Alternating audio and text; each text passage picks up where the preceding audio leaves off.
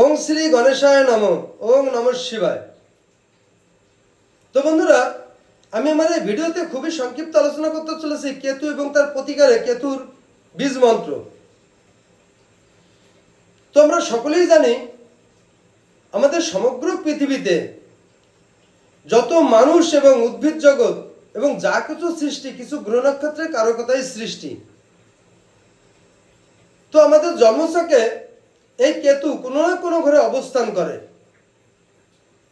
তো আমরা সাধারণত জানি এই কেতু আমাদের ভাগ্যচক্রের উল্টো দিকে অর্থাৎ অ্যান্টি ক্লক ঘুরে থাকে।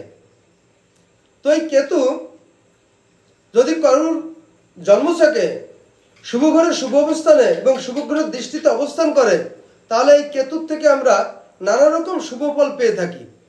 কারণ আমাদের কেতুর অবদান পর্যাপ্ত পরিমাণ এবং অপরিসীম।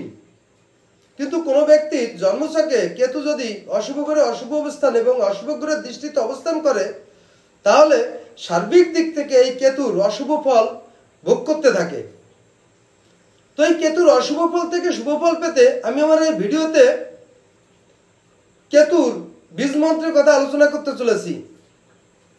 কোনো ব্যক্তি যদি প্রতিনিয়ত স্নানের পরে শুদ্ধ বস্ত্রে শুদ্ধ অবস্থানে রুদ্রাক্ষমালা এবং করগুণে 108 বার এই কেতুর মন্ত্র জপ করে নিতে পারে, তাহলে কেতুর কুপ্রভাব থেকে অবশ্যই সুপ্রভাব পেতে পারে।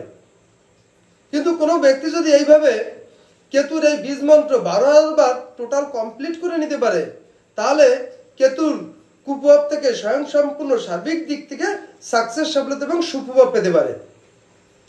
তো বন্ধুরা, সেই মন্ত্রটি হলো ওং হ্রিং ঐং কেতবে নমঃ।